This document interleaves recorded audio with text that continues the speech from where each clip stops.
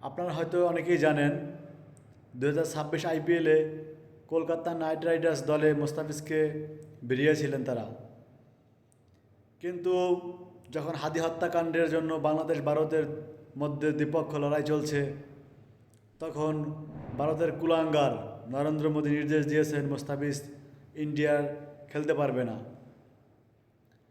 তাকে নিরাপত্তা দেওয়া যাবে না। একজন মোস্তাফিজকে যদি আপনি নিরাপত্তা দিতে না পারেন, আপনি কি খুনিদেরকে নিরাপত্তা দিবেন? আপনি খুনি হাসিনাকে নিরাপত্তা দিলেন, আপনি হাদির খুনিকে নিরাপত্তা দিলেন, একজন ক্রিকেটারকে নিরাপত্তা দিতে পারবেন না। Boycott IPL. এই অপমান শুধু মোস্তাফিজকে একজনকেই নয়, শুধু মোস্তাফিজের অপমান নয়, এটা টোটাল বাংলাদেশকে অপমান। বাংলাদেশে কোনো চ্যানেলে, কোনো টিভিতে আইপিএল ম্যাচ দেখানো হবে না।